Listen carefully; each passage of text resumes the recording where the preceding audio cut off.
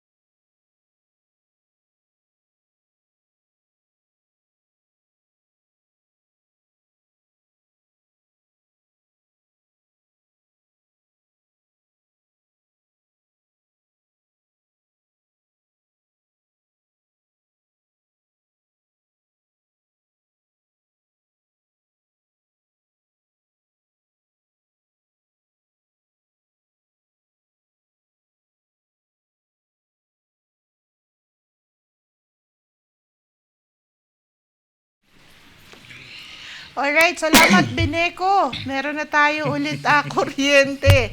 Nawala tayo ng 10 minutes. Nakakakaba itong mga ganitong power interruption. Sana hindi naapektuhan ang ating transmission at ang ating pagbibilang ng ating boto sa Convention Center at sa Benguet Capitol.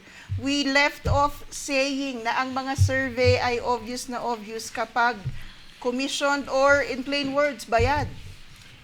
Yes, and thanks to the group of Nick, no, who conducted an independent survey. But as I was saying, it's no secret naman that before I was actively directly involved with campaigning for certain candidates or certain tickets. And in one particular instance, we, in the campaign, then, ng kandidato, humiling kami sa campaign na gumawa tayo ng survey na, and not to boost our candidate's ego, but to really know the situation on the ground, know where we are. So the intention was to guide the campaign. Because pag gumawa ka naman ng survey nito, hindi lang naman number ng votes ang hinahanap mo dyan. Nandyan yung demographics din. Yes, no? yes. Mapaparse mo yung data to really guide you. So, okay, for example, on the first week of the campaign, sure, leading tayo sa sector na to, pero mababa tayo sa sector na to. And then, that guides your campaign now. No? So, your advertising materials will now be targeted towards that particular sector na medyo mababa. Parang ganon. Now, during that time also, we would hear of surveys conducted by other parties na yung ang ginagamit nilang researchers are their campaigners. No? Okay. So, itong mga campaigners, to be on the good side of their boss, Of course. dodoktorin yung result para pagdating niya sa headquarters, good shot siya, parang ganon. No? And that defeats the purpose. No? Well, it serves the purpose of propaganda, pero yung totoong purpose ng pagko-conduct ng survey, hindi niya nawawala. At ang survey talaga ay ginagamit to get the pulse of the people. Not actually foresee who is going to win, but also that's a plus factor. Yeah. Yes, definitely. In any survey, regardless if it's a political survey, that's a health survey, the reason that we're conducting research and survey is for us to be data-driven and not emotional-driven. So when we make decisions, it is data-driven. Meron tayong pinanghuhugutan na data. No. So hence yung sa research natin, we went down to the grassroots community and asked the community, ano nga ba yung gusto ng community? Kasi our research was also inspired kung ano nga ba ang dahilan na binoboto natin ng ating mga politiko? Is it because of charisma? Is it because of ethnicity? Is it because of performance? Ano ba ang gusto ng Benguet? So that's also the reason why we conducted the survey. Doon sa survey namin, we only have 6 questions para walang survey fatigue. No? And yun yung isa na tinignan natin, which in Benguet, performance pa rin ang isa sa basis nila in order for them to vote for a candidate. No. Yun. Kaya katulad yung sinasabi ni Carlo kanina, no, na whether they ask him to promote or not, kung naniniwala siya sa candidate, promote niya. So in Benguet naman, what is the basis of Benguet people in choosing? Kasi apparently, in different areas, different regions, magkakaiba rin yung mga survey na lumalabas. At sa Benguet, ano nga ba ang naging result ng inyong survey? In our survey, we surveyed, what do you call this? We surveyed the governor, congressmen, and our mayors, 13 municipality mayors. So for the governor, ang lumabas in our survey is mostly si Sir Melchor Diclas, while in the Congress naman 72% yung kay Sir Erickson lang. Ngayon, ang nakakapagtaka kasi, the reason then that what inspired our survey is because there are 4 candidates ng Congress in Benguet. And yung mga iba, sabi nila, si Sir Jerome Wakat has 0 votes in over 2,500 respondents. Yung lumabas sa amin, in every 100, there's 1. In every 100, In meron every si Wakat. 100 respondents, there's 1. So dun sa sa survey na nakita namin, kung sakali that's 2,500, at least he should have 25. No. At the very least. At the very least. So sa amin, what is it really? Kasi kung ethnicity nga na sinasabi ng mga iba, he's also a Cordilleran. And minsan meron kasi yung yung mga undecided voters, yung tipong etong dalawa nagbabangayan. Alam naman natin dito sa Benguet, ayaw natin ng negative campaigning. So kung mayroong dalawang nagsisiran, iboboto nila yung silent. Which should be Jerome Wakat sana. So that's the reason na can we conduct a survey really to understand if that's the real results. Well, sabi ko nga, I'm not saying that the other surveys are wrong. What I'm saying is maybe we have different methodologies, we have different strategies, and we have different ways on how to administer our questionnaire. Hence siguro yun din ang dahilan kung bakit iba yung result nila sa result namin. Pero meron din yung sinasabi ni Carlo. Napaka-tapang nyo na mag-conduct ng independent survey. Ito ba, nabash na ba ang iyong grupo? Sobra. Sobra-sobra. Nabash po ang aming organization, and as a matter of fact, ang dami kasi namin mga kasama na galing din ng academe. And alam mo yung bashing na pambabastos na talaga, being rude in their comments, yung tipong ganun. We don't even know bakit biglang nagkaroon ng ganyan na ugali ang Benguet ngayon kasi before hindi pa masyado no. And then makikita mo rin na the other bashers are really from trolls, fake accounts, na pag check mo naman yung nag-comment, di ba, working at Krusty Krab, yung mga ganun. Mga ganun, no? Oo, Or So, isang meron buwan na pa lang yung account. Yes. Meron na tayo sa Benguet niyan. Unfortunately, yun nga na meron ng mga ganitong trolls. If hindi man sila from Benguet, these troll farms are already being utilized in Benguet. And that's sad. It's a very divisive election ngayon sa Benguet, and comments and bashing has really gone below the belt. Yes. And it's very sad to see Benguet politics go into this level of low. Pero sa Baguio naman, Same thing, actually. It's the same thing. It's the same thing. Mudslinging and umabot doon. And talagang stretching facts too thin na questionable na minsan yung paggamit ng facts to forward their advocacy. Especially from friends. People yes. you know who throughout their political career has been they've been conducting themselves with honesty and integrity. And then, but in this election, I was surprised. There are those people also who are now engaging in questionable online behavior. There's a lot of And I think things that happening na talagang hindi natin matanggap, so to speak, because it's happening to, kung dun sa survey ay 1 in every 100, sigurado ako meron tayong 1, 2 kakilala, umahal sa buhay, na nagulat tayo sa tindig ngayong eleksyon. Yes, of course.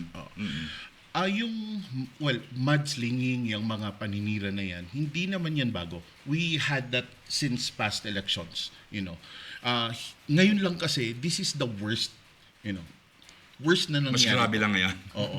Kasi maybe because it was escalated by social media.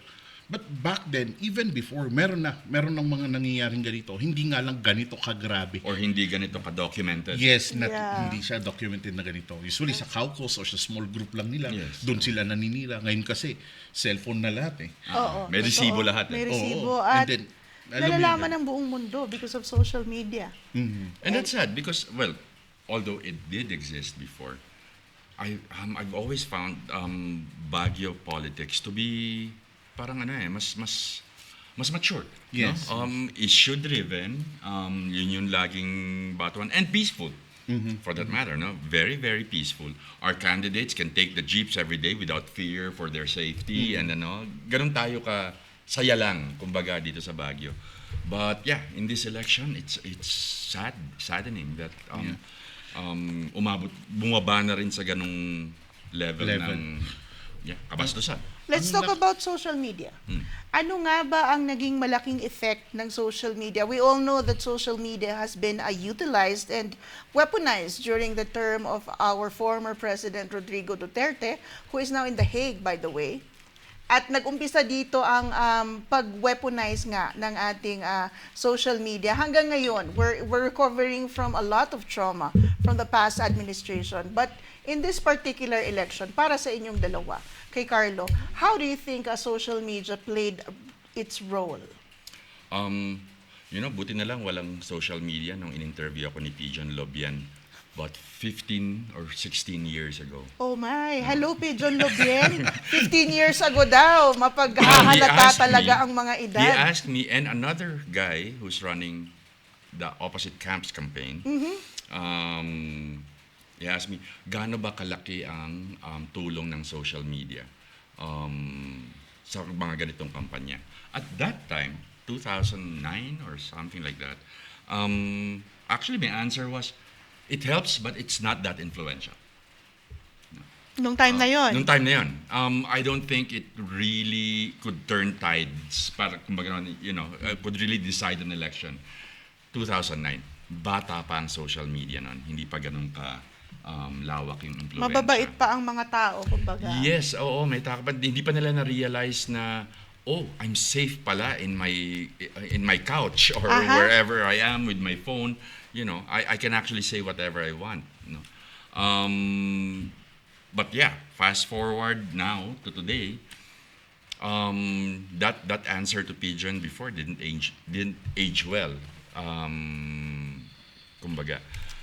And it all goes back to me, it all goes back to the sad state of our education system. Our students are doing bad in reading comprehension, in literature and critical thinking, o mapanuring kamalayan. So, ang daling masway. And operators know this. PR, spin meisters, they know that. They know how to Pag-uusapan manipulate natin yan, ang mga PR na nagbabalat kayo Correct. sa iba't ibang anyo. So, ang Pinoy voter, at the end of the day, karamihan pa rin sa atin, emotional. It's emotion-driven yung ating decision pagdating sa pagpili ng kandidato. So, and yun na nga, like I said, they know that. And social media is open season. Has it Anything done more goes. good than evil? More evil for me. Yes, social media is a tool. Like guns are also tools, whether you use it in a good way or in a bad way. Unfortunately, yung sa ngayon kasi, sa social media kasi, when you pay, you get the reach, you get the views, and It doesn't matter kung ano yung content. oo, kung anong content. Totoo yan. So, yun on that note siguro, yun yung nakakalungkot na yung social media natin, is naging ganun na siya. Yung sabi mo nga, it became weaponized, by some unscrupulous people, use it in a way of their own advantage, even to harm people. Ginamit nila mag-bash, ginagamit nila mag-report ng account. Di ba? Magkakasama sila, report nyo to. Hanggang magiging mababand yung account nyo, yung mga ganyan. Di ba? Kasi pinagkaisang kanila eh. And sometimes people are helpless pagdating sa ganito. Pero alam mo yung nakakatakot dito. Like kaya sabi ko, this is the worst. Back then, nagbabangayan mga politician. Ngayon, supporters. Yeah.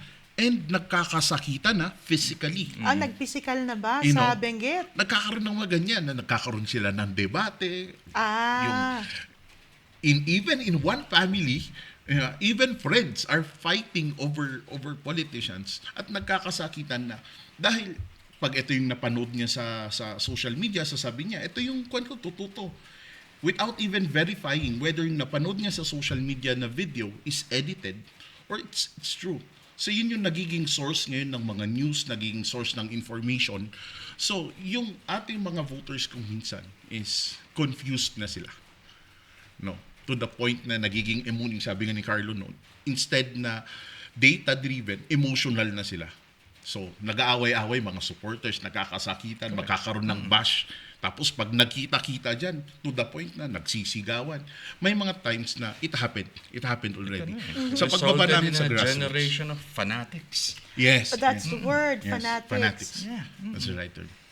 So we've seen it in Benguet and we're seeing it in Baguio because I know that there are fanatics out there and nakita natin ito ulit ngayong Baguio election at the same fanatics are there kaso times 10. Parang nanganak sa Benguet din napansin din natin ito. The fanatics are rabid. Mm-hmm. At masakit mang sabihin kaya lang nakakapersonal na kapag sila ay bumabanat. At naging masakit din ito, hindi lang sa supporters, pero sa kandidato mismo kasi kakaiba ang natatanggap nilang feedback. Yes. And sa mga kandidato rin sana, if they know that their fanatics are already becoming rude, it's their moral responsibility to call them out. Diba? Pigilan sana sila na, wag ganyan, wag to. Kasi at the end of the day, after the elections, no, we are one community. Tayo pa rin yung may iwan dyan. Regardless kung sino man manalo sa politicians natin. Ang masakit dyan ay kuminsan yung mga kandidato mismo ang nagsusugsog. Yun. Oh yeah, I'll give you an example. Yung nawala integridad. No? Yung integridad, yung gagawa ka ng tama, may nanonood man nawala. I call this out on social media. There's this one candidate here in Baguio who's for the mollification of our public market. No? Isang mainit na topic Isang mainit na at very topic, vocal nga itong si Carlo sa kanyang mga opinyon. So there's this one candidate who posted something like, remember the meningococcemia scare? Yes. Oh, I think I read that. Go ahead. Ang sabi niya, basically, ang sinasabi niya is, kumalat yung meningococcemia because of the sad state of the public market. Sabi ko, so I called it out. No, I shared that post on my page with a caption saying, I think you're just stretching the truth here. No, because the meningococcemia could spread in the same way COVID could Yes. spread, meaning in congested places, like the market for sure, the mall for that matter. It could have happened in SM. It could have happened in a classroom setting. It could have happened. So parang tapos kinonect pa yung sad state of our public market, no, to justify the corporate takeover of the public market. Yes. Yung agenda nila. So I called it out. Sabi ko parang this is not right. I don't think the spread of meningococcemia had anything to do with the state of the market. Sinagot ka? Sinagot. Oo. Ang haba rin nung sagot. No? So talagang pangangatawanan. But hey, sir. Sinagot niya ulit. No? So I think I'm not a scientist myself, but at least in my thinking, that's stretching the truth. Yes. And that's a reputable candidate doing it. Yes. And this Or at least candidate, I erstwhile. think, will land in the top 5 as forecasted and hoped for by the supporters. Na multitude talaga. So I guess it worked. Maybe. Let's see. Kasi ang huling halakhak ay nasa konseho. At ang ating pag-asa ay ang ating mga iboboto sana na mga bago. yung mga baguhan na talagang merong puso magsilbi. Dahil meron true. tayong mangingilan-ngilan na bagong kandidato dito sa Baguio. And I'm sure meron din sa Benguet na talagang fresh out of their advocacies, fresh out of their careers na iaalay ang kanilang sarili para sa ating syudad at sa probinsya. Meron tayo niyan at nasabi mo rin na nakasalalay nga sa konseho Yeah. ang boto ng ating palengke. Because sorry, but for the top position in Baguio, at least executive, personally, as a voter, I couldn't choose. I couldn't decide. No, parang both candidates are forwarding, for me, questionable policies. So I was really having a hard. Then I figured, yeah, ang pag-asa natin is a council that would really provide the checks and balances needed by to put that executive in check. Yes. Na para unabated, maiwasan yung unabated development or pag-push ng agenda ng kung sino man yung nakaupo dun sa ekotibo natin. And for me, the one way to do that, no more business as usual. No, let's give a chance to the new generation of policymakers in Baguio. Let's give them a chance because mula nung pagkatapos ng earthquake, Tagal na. from the rebuilding of Baguio to today, it has been headed towards the same direction. Overdevelopment, urban decay. Yes. That's where we are headed. And then if you look, sure, medyo nagpalit ng konti in recent years, but basically, we have the same people in City Hall for the past 3 decades. So we want change in Baguio.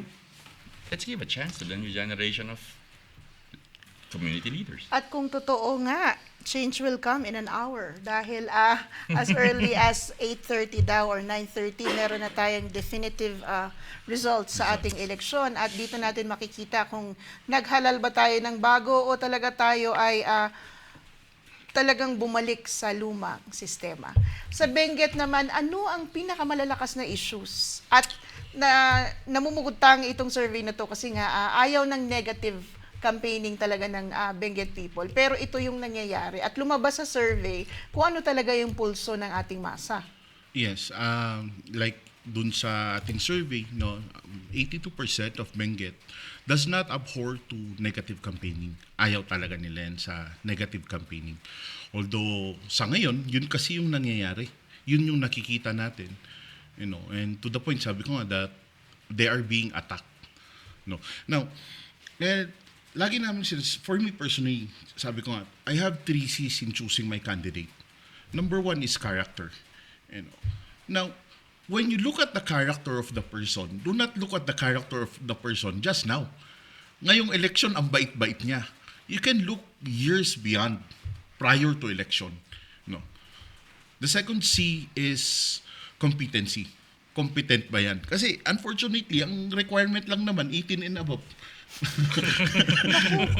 Pwede ka lang mag-file. Yeah? So competency is, are they really competent? Kasi magkaiba yung qualified sa confident. Yeah? Ang daming qualified pero Hindi naman competent. ang competent. And third is capability. Ano ba yung capable siya sa nagawa na niya? Minsan sinasabi kasi, hindi mo pwedeng i-compare yung dalawang magkaibang posisyon. Yeah? Like in Benguet, hindi mo pwedeng compare ang vice governor sa congressman. Kasi magkaiba yung kanilang trabaho. But when we're talking about capability, what was he capable in his own mandate nung nandun siya sa position na yan? Sabihin natin, tourism officer siya dati, nung siya ay manager, nung siya ay student leader. Alam mo yan? Yeah. What is the historical data on the capability of the person? Yeah. Merong lumalabas na mga kataga sa Benguet ngayon na medyo mali ang bagsak sa tenga ko at sa tenga ng maraming tao. Is Benguet really only for Benguet?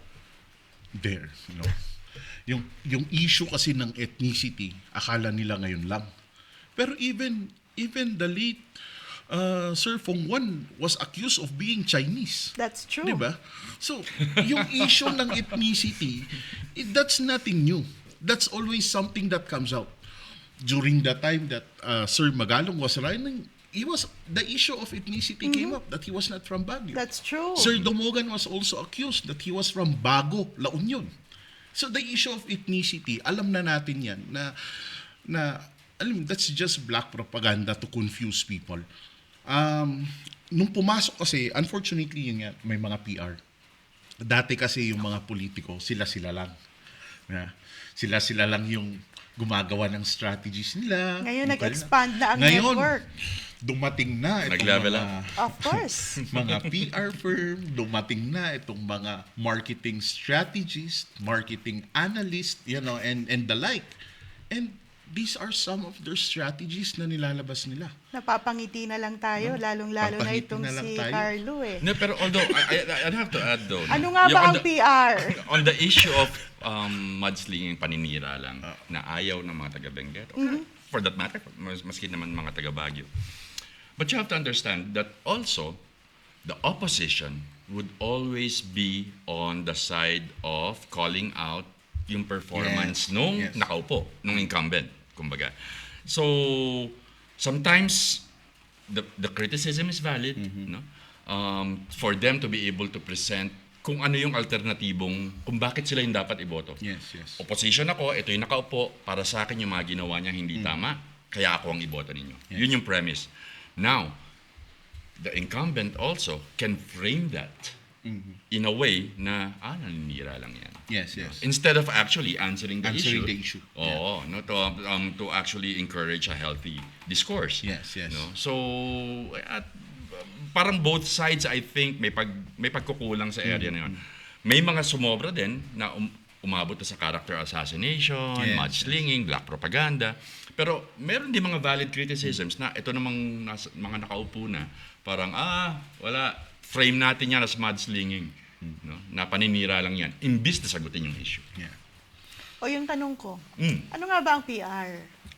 Ang PR. Explica natin ng maayos dahil ang daming PR practitioners sa buong Pilipinas na naiinsulto talaga sa nangyayari ngayon sa eleksyon. Ano yan? PR vis-a-vis journalist? Iba yun. Iba pa yan. Ito lang yung true blue PR. May category. May category yan at i-explica namin yan mamaya. Okay. With pleasure. Well, basically, PR or spin meisters, for that matter, public image. Yes. Alagaan yung public image ng yung kliyente. It's a legitimate job. It's a legitimate job, no? May PR ang mga tao, may PR ang mga artista, may PR ang mga produkto, may PR ang mga kumpanya, to make sure that yung public acceptability mo manatiling mataas. Ngayong eleksyon, anong klaseng PR ba ang ginagawa? Do we still consider this PR? It is. It no? is. Again, merong mga PR practitioners who maintain a certain level of integrity and, di ba, and professionalism. Pero meron din mga mercenaryo, yung tinatawag natin mga mercenaryo, na whatever it takes to prop up the image of my principal or my client, I'll do it. So, yun nga, umaabot dun sa pagsisinungaling, pag-stretch ng mga fact, or outright lying. You've handled campaigns in the past. And you have built up the image of your clients before. Gaano kadumi ang trabaho ng isang PR kapag eleksyon? Gaano kadumi at gaano kaganda ang, let's say it both ways. The temptation is there. It's on the PR practitioner themselves. Yung depende sa moral compass ng tao eh. Kung meron. Kung meron man. No? Aha. Again, give you an example. No, I was handling the campaign of this particular candidate long ago, and long time ago. very, very long time ago. About 3 days before the election, we received materials, damning materials against our opponent at that time. That if we brought it out the next day, at least on the radio or traditional media, and yung bata pang social media at that time, could have probably tilted things in our favor. No? Dahil grabe yung material and may ebidensya. No? It came with photos and yung ganong klase, black propaganda. No? And we didn't. We just chose not to. Parang, no, we won't go that far. Election lang to, no? May pamilya yung taong yan. You know, and this is not the forum for this kind of Yes. character assassination, kumbaga. So, on our part, we did it. You know? So, again, Hindi nilabas. hindi nilabas. Kamusta yung kandidato mo nung panahon na yon? Ha? Nanalo ba kayo? Natalo. If you brought it out, would you have won? I don't think so. But I know I wouldn't have been able to look myself in the mirror again and sleep well. A lot of our friends are handling campaigns of people who are running for office. And we're very close to some of them. And we wish them well tonight. Yes. We wish them well tonight. Sana makaraos tayo ng gabing ito ng matiwasay at isang buo. Tumatawa kami ngayon dahil patapos na ang maddening campaign period at we are at the cusp of announcing the winners of this very divisive election. Sa tingin nyo ba, babalik tayo sa normal pagkatapos ng kampanyang ito? Would people accept the results and bring out the hand of friendship and peace to sa lahat ng nagambala at sa lahat ng nagulo nila? In Benguet, honestly, let's see if that's where it goes. But we know the culture of the Cordillerans. Pag nagtampo, matagal bagong masuyo. You know? And too many words were said. Too many people were hurt. You know? Just Families were involved. Things went too far talaga. Yes. The relationship, matagal bago ayusin yung relationship eh. Kaya yung sinasabi ko, this election is worse because it destroyed relationship of friends, relationship even in families, brothers, you know. Ito yung sinira ng election na to. Kailangan yata magkaroon ng psychological debriefing ang ating mga Yeah, nangampanya at nagsuporta. If there's such a thing as community therapy or something like I think Kanyaw. everybody We is need one Well, kanyaw. Adaw-es. Could work, adaw-es, yeah. Yes.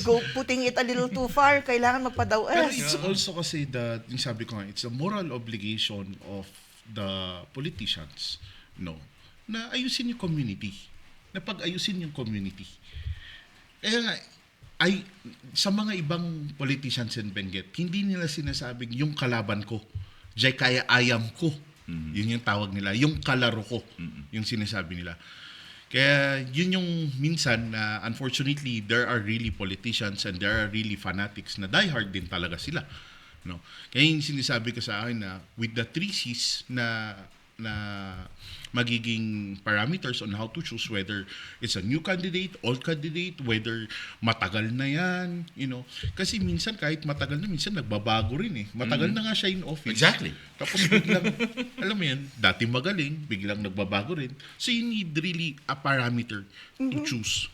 Which is sa akin, personally, what I use is the 3 C's, which is character, yung competency, and yung capability. So sa tingin mo, matagal pa ang road to forgiveness pagkatapos ng eleksyon na to? Matagal pa yan. Siyempre, Meron na ba meron mga tayong maayos. partial and unofficial dyan? Mga magtutubay tusito. Yan. They start But there. social media also provides the platform to make really deep wounds. No? Ugali pa ngayon ng karamihan sa social media. Alam mo yan, parang ididiin pa yung... Gagatungan pa talaga Gagatungan pa, papatakan pa ng kalamansi yung sugat na... Ay, totoo yan. Yung ganun. Ramdam na ramdam ko yan. Yung ipapamukha sa'yo na, panalo kami. Talo yung kandidato mo. Totoo yan. So, mapupunta rin dun sa, talo yung kandidato ko, never ko susuportahan yung kandidatong nanalo. We can never be mature enough to say, okay, hindi nanalo yung kandidato ko, but whoever won, It's a kung siya yung respect mayor, to the office. We Mayor support ko him, yan. yes. Oo, ultimately, it's the respect to the office. Yes. Kung ayaw mo yung kandidatong nanalo, ay suck it up. Nanalo eh. Sabihin na natin nandaya, i-prove natin, kaya lang, respect to the office. Yes, yes. So let's be mature citizens of this wonderful nation. But let's go into one issue. Ang issue ng palengke sa Baguio ay talagang nag-divide ng mga pamilya at mga kaibigan dahil sa tindig ng ating mga tumatakbo. isang issue pa na talagang mainit ay ang issue ng dynasty because just in a few minutes now we will see if Baguio has allowed the first political dynasty. And people are holding their breath kasi it is a possibility. And para mapasama ang Baguio sa category na to, it's a new thing. And aside from the burning issues that we have, isa ito sa binabantayan kung mangyayari ba. Anong masasabi mo dito? Dahil you've been advocating for issues and causes for so many years. At ngayon, that we are in this point in our history, kakayanin mo ba bang mag-lead ng isang advocacy sa dami ng kailangan nating harapin? Yeah. Well, the current administration is forwarding a lot of initiatives that I find to be socially unjust. No? That includes the public market issue. Add to that the smart urban mobility project. That a big component of that would be the imposition of congestion fees within the central business district. And so on and so forth. You know? Kaya pa ba? Kaya pa ba? Kung gustuin mo pa ba? Yeah, it's getting too tiring. I wish for Baguio to finally have a government that would really be responsive to the desires and the needs of its people. No. Wag lang naman natin gamitin ang mga residente ng Baguio bilang tagapagsilbi sa mga turista na umaakyat dito. Parang ganun yung trato no. Laging pag mayroong kailangan magsakripisyo, Tayo. ang mga residente, para magkaroon ng good time ang mga turista na umaakyat dito. No? Wag muna kayo, ba, naglabas pa ng ganon, yung panagbenga, wag muna kayong lumabas Ay, kasi dyan muna kayo sa loob dyan ng muna bahay kayo sa nyo. bahay ninyo. Parang, teka muna, di ba Ay, festival sorry natin naman. yan? Oo. Di ba? Parang, it's celebrating the beauty of our place. Parang, ba't hindi kami pwedeng sumali? Ay, Ba't nakakasama na talaga ng loob. And that really tells us kung ano yung mindset ng mga nakaupo. Na we are mere, yun na nga, para tayo nagsisilbi para dun sa mga turista. So I really long for Baguio to have a government Babalik ko yung tanong ko. na maging kakampi ng taong bayan. Ang iyong advokasya, itutuloy mo pa ba? Oh yes. You still have and the that's- strength to lead. That's what's so disheartening nga because up until last night, actually kagabi ko lang nakita a post from candidate Mark Go categorically saying that he will oppose the public market development initiative and the smart urban mobility project. He posted that on social media. On social media, parang, teka muna, 45 days tayo nangangampanya, but ano to, desperation move ba to? To appeal to that sector of the community. Parang anyari ngayon lang. Parang ganon. You know? So, well, too late for me because up until yesterday, I didn't really hear from anybody strongly opposing, at least dun for the position of mayor, categorically saying that I'm against and I will stop the mollification of the Baguio public market. Wala eh. So I guess whoever wins tonight, tuloy ang laban. Tutuloy natin ang laban. Dahil nga ang huling Especially desisyon, since basically sinasabi sa atin, it's basically a done deal. yes. Sinasabi sa atin na nagkaroon na nga ng awards sa original proponent status, pero ang laging kinakabit ng ating mga opisyal ngayon na nakaupo ay hindi pa tapos dahil babalik pa sa konseho ang desisyon. That's why nasa konseho ang laban. Nasa konseho ang laban. Para sa Benguet, In addition rin, no, in whether in all government officials, no, just a call to action sana sa kanila. There should be a balance between profit and people. Hindi pwede na because tourism ang pinagkukuhanan ng malaking profit, unahin ang turismo bago ang mga residente ng Baguio. You know, there should always be a balance between profit and people. yung balancing yan yata ang hindi pa mahanap ng ating mga opisyal in our Baguio and Benguet areas dahil ang kinang ng turismo talaga ay mahirap talikuran dahil of course this brings in money. Napunta na nga tayo sa creative economy. Kung ano-ano nang tinatawag natin dito. And nagkakalituhan na nga dahil usong-uso maging artist ngayon. Dahil tayo ay UNESCO Creative City for Folk Art. Gamit na gamit ang ating mga artist, hindi ba? Ay, kung buhay lang si Santiago Bose Naku, these days. makakarinig tayo ng marami-rami. Parang nagbanda na lang, artist na. Ay, talagang in na in. Nagbanda na lang, artist na. At for the first time, kasama sa electoral agenda ng ating mga tumatakbo ang creative economy at ang ating artist and artisans welfare. Yeah, Which is a good thing because it's a step forward, but also, it has its downsides. It has a lot of downsides. As a matter of fact, I'm already of the opinion that our UNESCO designation as a creative city is working against the creative sector of the city. Ito na po ang mga opinion ni Mr. Altomonte na talaga namang patok na patok, hindi ba Nick? Itong mga statement na ganito, yung pagbitaw niya ng mga salita, yan po ang gusto-gusto. No, because what it did was it commodified art.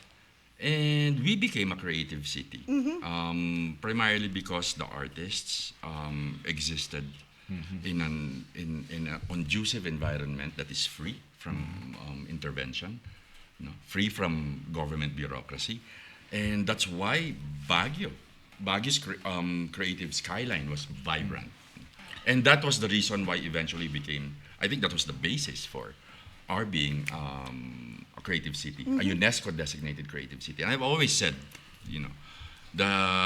regardless of the UNESCO designation, we are a creative city as a matter of fact. So once you over-organize the creative sector, especially artists, put them in a box. a box, margined papers, then you start killing the artist, and this will be the downfall of the diminishing of the vibrant creative sector of the city. And I don't know, but I'm starting to feel that now with the quality of the output of artists. Doon tayo magkakatalo kung ano na ang pinoproduce ng ating sektor at kung ito ba ay dekahon na o pangbenta Gamit na na lang. gamit ang Creative City tag whenever Session Road is closed on Sundays. Oh yeah. Okay? So when we have tourists, nandun sa utak nila yung, Baguio Creative City, closed ang Session Road sa Sundays, and then what do they see? Mascots. Is that why Baguio is a creative city? Because si Pikachu naglalakad sa Session Road? Na may dalang bag, huwag mong kalimutan. May dalang bag. Come on. Over-organized. And then, of course, you can only do that kung meron kang permit, nakapag-audition ka ba. Sinong umupo sa panel ng audition na yan at pumasok si Pikachu at sinabing, wow, that's very creative, payagan natin yan sa Session Road. Who decided that? Who sat in that panel and decided that's what makes Baguio a creative city? Shout out po kay Pikachu. Ikaw po ay napag-uusapan. You're cute. ngayon. You're very, very cute. No? You're amusing, you're entertaining, along with Spider-Man, Of Wonder course, Woman, oo. Darna, whoever Green else. Man. Green Man, for that matter. But hey, don't make that parang the basis of Baguio being a creative city.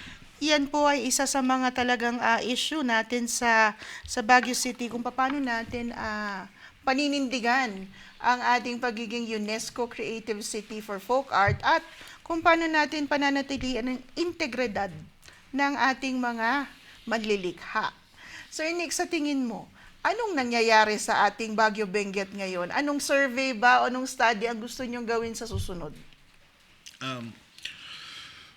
Because of yung impact nitong election na to, one thing na gusto rin namin malaman is intact pa ba yung old traditions and values ng ating mga Cordillerans in the alpha generation? Kasi ngayon, katulad sabi ni Carlo kanina, because of social media, madaling masway, is it still intact? Sa ating mga alpha generation na yon, andun pa ba yung culture of inayan? Andun pa ba yung culture of respecting the kanyaw? Andun pa ba yung culture no, of the songs. When we say culture kasi it also includes food, Art, Art. music. music, even dialect. Nakakagulat na ang dami ng mga Ibaloy ngayon, hindi sila marunong mag-Ibaloy. Ang daming mga bata na both parents are Kangkanay or both parents are Cordillerans, but unfortunately, yung alpha generation doesn't know how to speak. Does not The even language anymore. listen kahit isang Cordilleran song. So, yan, gusto natin makita nga kung sakali. So, if given the chance, we would like to see kung ilang percentage dito sa ating alpha generation in Benguet and Baguio ang nagpa-practice pa ba ng culture. ng culture natin, yung old principles, Aha. no, and values ng Cordilleran. How hard is it to mount an independent survey? It is difficult. Number one is you have limited resources. Number two is you need to be non-biased. You know, and believe you me, people will contact you. Pag alam niya, people will contact you, kaya dapat hindi ka magsasabi. Nakailang tawag kayo pagkatapos yung ilabas yung survey nyo sa Benguet? A lot. And then, even supporters of both camps are calling. Pero yung sa amin kasi, we were there in the community, in the grassroots. And kami mismo, we are part of the community din. Alam mo yun? So, yung sa amin with CLDA, it's so hard when nilabas namin yung result. Kasi ang daming bashers, ang daming nagko-question on our methodology, ang daming nagko-question on our strategy, to the point that they were even questioning who are the authors, who are the respondents. Hindi naman namin pwedeng bigay yung names ng respondents. Hanggang dun sa puntong yun, hinihingi na. Yes, to that point. And then, alam mo yun na nakakalungkot na tinatakot na rin yung mga volunteers natin. Umabot sa ganun na punto. So it's really hard for a small training organization, educational organization like CLDA to conduct an independent research. No, kasi kine-question nila, anong alam nyo? May yung sasabi, bobong research yan. Yung tipong mga ganun. Those rude comments. Kasi hindi nag-agree sa agenda nila. You had your share of bashers pala. Of course, no. And then, yun din, sabi ko nga na sa akin siguro dahil manhid na yung puso ko sa mga bashers, okay lang. Pero you know, other volunteers na dyan, hindi nila kaya yung ganun na binabash sila. No, so kaya sana naman na we should remain respectful. No. And yun nga, yung ugali or kultura ng Cordilleran nga yung Inayan version. Ano yung sa tingin mo pinakadelikadong lumabas sa social media this campaign period? What was the most over the top? There's not one most eh. Madami rin kasi talaga. What's saddening is the discourse. More than the post na lumalabas galing sa mga kandidato mismo o galing sa mga kampanya mismo. It's the discourse that happens in the comments section. You can see how really emotionally invested the audience. And to me, ang una kong reaction doon, wow, I don't do these things anymore, but if ever I'll do it again, or my advice to those who would go into public relations or marketing or maintain your moral compass. Sa tingin mo ba nagamit pa ang moral compass na yan ngayon? No. Dahil pinanood natin kung paano nag-unfold ang kampanya eh. Napaka Machiavellian ngayon eh. You know, the end justifies the means, whatever would win us that seat. Parang ganun yung mood ng... And as people who know how to run a campaign, you just sit back and watch and alam na alam nyo yung ginagawa nila. Yeah. Masakit bang panoorin? Masakit panoorin, especially when I see journalists doing it. Yes, that's a sad fact. And it's so obvious. It's so obvious. And mararamdaman mo yung slant despite the denials, despite the rejoinders, despite the disclaimers. There's a lot of people who are, hindi ko na alam, who are posing as journalists or posing as PR practitioners, but whoever you are doing a disservice to the industry, and we know who you are. To both industries. the public relations Oh industry yeah, we're and forgetting journalism. about the public relations industry. Exactly. Which Because, is a legitimate industry. It Ang dami is a nating legitimate kaibigan na industry. nabubuhay sa industriyang yan. kasi may mga social concepts tayo na hindi nakakarating sa malawak na audience, trabaho ng PR yan. Iparating natin sa kanila ang kahalagahan ng pagmamahal sa kalikasan. Totoo. O pagsulong ng karapatang pantao o karapatan ng mga kababaihan o ng mga kabataan. These are concepts that don't reach people, and sometimes you need public relations people to actually help you do that, or journalists for that matter. No? So there is a social responsibility attached to it. Itong age natin sa influencers, ang dami nating influencers sa Benguet. Ang dami-dami. And they are focusing on lifestyle, some are focusing on sports, some are focusing on food.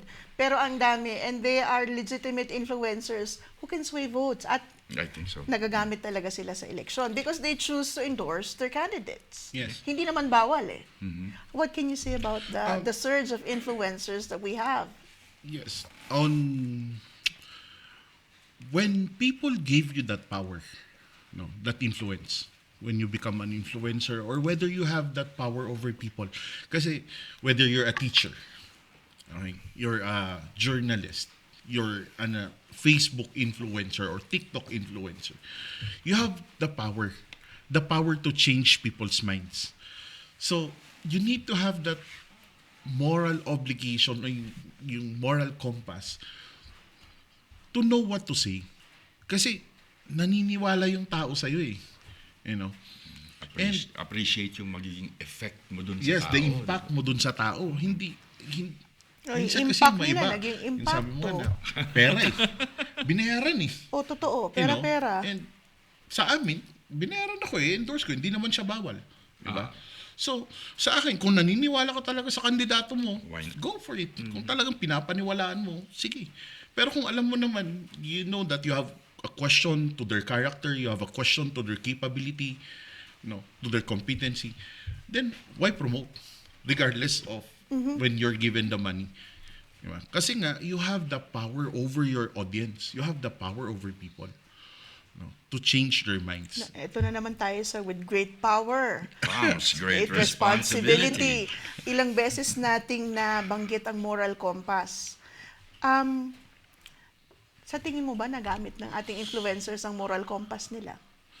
Hindi ka naman sinasabing hindi kasi meron din naman. Oo. Hindi naman natin pwedeng lahatin ang ating mga influencers. No? Pero yun nga, when we talk about influencers, hindi lang to yung mga Facebook influencers. We have a lot of opinion leaders in the community. Influencers in the community. Elders na kapag nagsalita, buong barangay naniniwala. These are influencers as well. No? So, dapat meron sila nung moral compass na yun. And hindi dapat sila nasisilaw sa pera-pera lang. Diba? Yun. And then, since a lot of the things we do or know or say or think now are public because of social media, we are all influencers. Sure, mas malaki lang yung sphere of influence ng iba, but like for example, even if you don't have thousands of followers, Yes. an average Facebook account would have what? 5,000. 2,000 to 5,000 Yes. friends. Whatever you say on your status update has the potential to influence at least 2,000 to 5,000 people. So we all should be responsible. Yes, responsible enough. At sadly, anything you say can and will be used against you. Yeah. Ang daming masipag mag-screenshot ngayon. Ay, oo. Alam nyo ba ang cyber libel ay applicable na rin sa group chat? Talaga? Totoo. Oh, wow. Totoo yan. Sana may lawyer ang Fridge TV, no? Meron na po tayong lawyer. Meron na ba? Meron Kasi, na po. para magtumimbre lang sa akin, may nasabi na ako dito. Yan po ang nangyari sa ating social media at masaya at malungkot ang nangyayari kasi we've seen the degradation of our people we know to the lowest of the low dahil nga by the people they endorse, by the people who pay them to endorse. At ito nga ay malungkot na pangyayari dahil these people have the power to influence at hindi ginagamit ang power to influence in a good way. Dahil meron nga pong nangyayari na nagiging source na ng misinformation and disinformation. Yeah, and before kasi, yung reaction mo sa mga bagay, nung wala pang social media, ayaw mo yung nangyayari. Ilan sa atin dito yung nakarinig ng tita o lola o nanay o tatay na minura yung TV dahil hindi niya gusto yung news. Pero sino nakarinig nun? Kayo lang. No? Kayo lang sa bahay. Kumbaga, habang nagbabasa ng dyaryo si tatay in the morning at merong news doon na hindi maganda, naku, magmumura, ay, naku, mali yan, ganyan, ganyan. Pero ngayon, pinopost natin yun. Lumalabas yun. Kasi before, wala namang avenue for that eh. Yeah. So, yeah, that's really the curse of, what I say always is that don't take the Bible timeline literally. I think it's only now that we're biting the apple. Nakakatakot rin kasi social media, yan na yung nagiging source of news and information ng ibang tao. Yeah. Na Pati sa pamilya ko, ang dami kong kino-call out eh. Na tita or na Hindi ka napapagod mag-call AI out, yan. Sinasabi mo. Sinasabi ko lang, hey, AI yan. Or kin-cross-check mo ba yan with other sources to confirm it? Because yung pinanggalingan ng news item mo questionable rin. Questionable rin. May mga iba bang nag-corroborate ng news item na yan. I try to do that So as it's much a personal as possible. advocacy for us to correct the people that we know that will listen to us. Kung tama pa ba ang kanilang mga pinaniniwalaan dahil nakikita nga natin na naniniwala sila sa mga posts. Ikaw, tinitingnan mo ang cellphone mo, meron ka na bang partial wala unofficial? pa eh. Tingnan ko. Partial, may partial, pero wala pa yung result eh. May partial na ba? Sir Valred? Sa senator? Naku, mukhang talagang babantayan natin kung ano ang magiging resulta ng ating eleksyon. Para sa local, mukhang maaga nagkakaroon ng pattern for the lead sa Baguio and Benguet. And dito na naman matetest ang ating advocacy, Sir Carlo, dahil after election, papasok tayo dito dahil pagbobotohan ng bagong konseho ang ating mga PPP projects. Kasama dito ang palengke, kasama dito ang ating Smart Urban Mobility, kasama din dito ang ating Integrated Terminal, kasama din dito yung ating mini hydro. Maraming issues. May lakas ka pa bang natitira o meron ka nang na-train na next generation of advocates? Well, sa aming grupo, sa Open Space Productions, it's not just a theater group. It's an artist collective, and that also serves. It's been the credo of Open Space that we would always produce art that are socially, culturally, and historically relevant. So kaakibat na yan lagi ng advokasya. Kahit ano pa yung proyekto na ginagawa namin. And yeah, there are always we always have a new generation of artists and advocates joining the group, and I guess magpapatuloy. What's happening with Open Space? Are there any new projects that we're going to see in the coming months? See, that's the thing. It's now that we are a UNESCO Creative City, it seems to be getting harder and even more difficult to actually produce art. Because of the burden of the getting permission. Stuff like that. Over-organization. Second. People who will vet if your project is good or not. Yeah. Yeah. We're faced with that. That's the truth. That's the truth. So, but anyway, with Open Space, we've since branched out from being just theater-oriented to other, especially social media is available to us. So in our minds, that's the next direction we're taking. The group, hindi lang, although theater would always be parang yung aming first love. Of course. At mananatili yan because nothing can replace human to human interaction between the artist and the audience. But we also want to take advantage of social media to reach a wider Last we've audience. seen you was Makliing. Makliing, yes. That was in collaboration with another Yes. group. Natuldo ka na Dapayan. ba ang Makliing dahil umaasa ang marami na makikita natin ito sa isang wider stage? Sana nga, pero yun nga, hindi ganun kadali, no? Mag-mount ng isang produksyon pang teatro. So, magastos. And we've always relied on, actually, before, with Open Space, we've always relied on the support of the academe. Yes. But even that, nabawasan na rin ang enthusiasm ng academe in supporting theater productions because there are cheaper alternatives. You have films that you can access on, even stage performances that are filmed being streamed on social media. No? And so hindi na talaga connect. Sadly, because I think Makliing should have been seen by a much wider audience. Yes. Agree. All right. For our partners in Benguet, specifically CLDA, dahil nga biglang nakilala because of this survey. Ang ganda kasi ng dating at ang timing ng paglabas ng survey na ito. It's a refreshing, something refreshing to see. Pagkatapos ng isang katutak na survey na iniharap sa publiko na alam naman natin na bayad. So what is next for CLDA? And after this election period, magre-regroup ba kayo at titignan ang inyong path na tatahakin? Firstly, dun sa survey, no, sa mga nagsasabi na mali daw yung survey namin. Sa amin naman, if ever kung sakali man, we'll wait for this election. If our survey is totally different from the result of the election, now we admit it because we are a learning organization.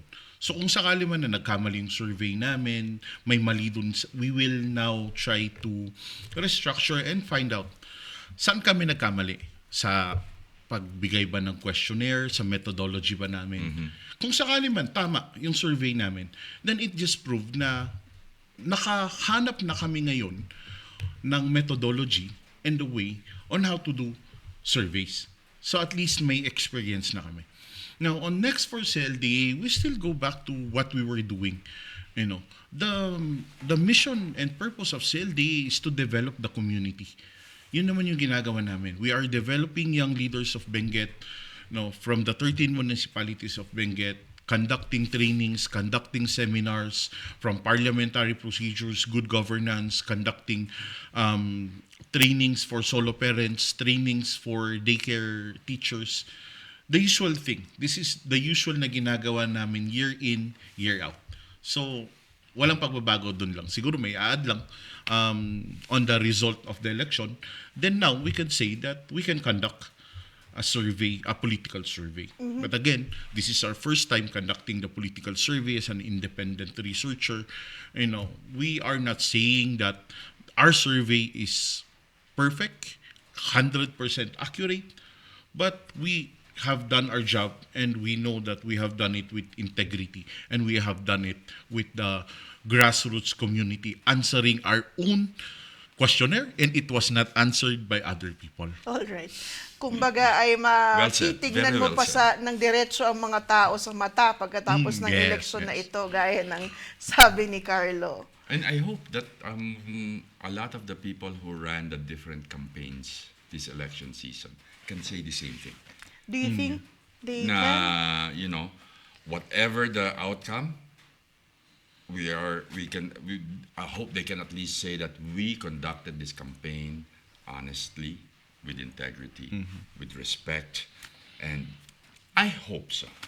We hope. So. We hope our friends who were running the Pagdadasal ko campaigns. na lang po sila. Pagdadasal na lang. Ang hirap po, kapag mga kakilala nyo ang alam nyong behind the campaigns of these people running. At, yes, very trying times. Ngayon, we are waiting for results tonight. I don't think anybody will have a good night's sleep hanggang malaman natin talaga kung sino sa ating mga pambato ang pumasok Dahil nakasalalay sa ating mga kandidato ang ating mga advocacies, ang mga issues ng ating komunidad na tayo mismo napamahal na dun sa issues, invested na tayo because of course, this is our community. Now, for you, tapos na ang eleksyon, konting kembot na lang, alam na natin kung sino ang mailuluklok natin. Let's give a message to these incumbents and these people who are about to take the seat of power. Well, to me, I think I'd rather speak to the well for those who come out victorious in these elections, particularly here in Baguio City. Remember that it's not about power; it's about responsibility. So you were elected because the people not just trusted you, but actually put their lives and their future in your hands. So please treat that with respect, and let that be your guide, in the next 3 years, in coming up with policies, forwarding initiatives, and yeah, sana malad. Ang mensahe na maibibigay ko para sa mga kapwa ko citizens ng Baguio, hindi nagtatapos sa eleksyon ng ating pagiging aktivista. As they say, it takes a village, and that village includes the public and the private sector. So, sana wag tayong tumigil sa pagbatikos sa ating mga opisyal dahil hindi po bawal yun. As a matter of fact, responsibilidad natin yun bilang mga mamamayan. Baguio is on the verge of being at a point of no return, but I think we can still turn things around in Baguio to make it the Baguio that we really want it to be. And we have been I've said this a million times. We have been blessed with a very, very beautiful city that is healthful, and we hope that mapoprotektahan natin to in the coming years, para may maipasa tayo sa mga susunod na henerasyon.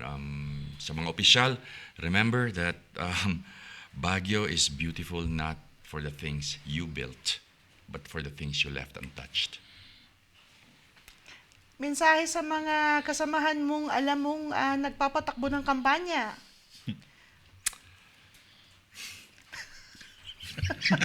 Napakaganda ng ngiti. Para kay Sir Nick naman, para sa mga kasamahan natin sa Benguet. Pagkatapos nitong bilangan ngayong gabi, balik tayo sa ating mga kanya-kanyang buhay. Sa ating mga kasamahan sa Benguet, and the whole 13 municipalities of Benguet, let us not forget na hindi lang naman dapat during election, but we need to always act responsibly.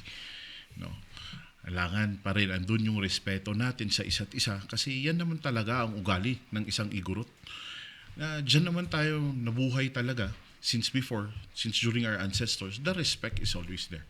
And sa mga nagtatanong naman dun sa ating survey, we assure you that we have conducted our survey with conscience, discipline, and excellence.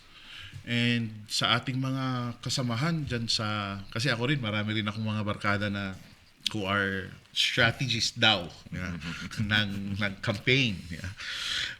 Masasabi na sa akin lang is, I hope yun yan, that in everything that they do, I hope really that this election becomes a learning exercise for everybody. Na pag-adalan tayo dito nga nangyari, and that we conduct our strategies, our business, with integrity, and with accountability. Kasi minsan nakakalimutan yung accountable eh. Yung accountability nakakalimutan, nakala nila sorry, ganun na lang. Di ba? Minsan yung accountability nawawala. So, yun At lang. nakakalimutan yan nung politiko at ng taong bayan. Yes, yes. Madali tayong makalimot. Ang gagawin kasi nila, lalagyan nila ng ibang content. Yun nga. Sa sobrang galing ng mga PR ngayon, they can change the narrative. You know? Uso yan. So, para tayong nanonood ng pelikula. Masyadong Totoo. maraming magagaling. Ay, napakarami nating napag-usapan at naka-experience nga tayo ng blackout. We just hope that this does not affect the counting and the results of our elections this evening. To our guests, maraming salamat sa inyong insights. We hope that CLDA and of course Open Space will continue to be a forerunner in our communities. Dahil kailangan natin ng mga organisasyon na ganito na patuloy na magpapakita sa atin ng tamang daan o dissenting opinion. Hindi bawal magsabi ng opinion. Hindi rin bawal magsabi ng opinion na taliwas sa opinion ng popular. And we will be doing this, of course, also in the breaking point. Because after tonight, we will be having a new set of leaders, whether we like it or not. Whether our candidates won or not, we will have a new leadership and we will have to accept these leaders into our communities for both Baguio and Benguet. However divisive this election and this campaign has become, tonight we will see the fruits, ika nga, of our labor. Kung nanalo o natalo ang ating mga kandidato, wala tayong choice kung hindi tindigan ang ating komunidad. Dahil hindi nag-uumpisa at nagtatapos sa eleksyon at sa kampanya ang responsibilidad natin bilang isang mamamayan.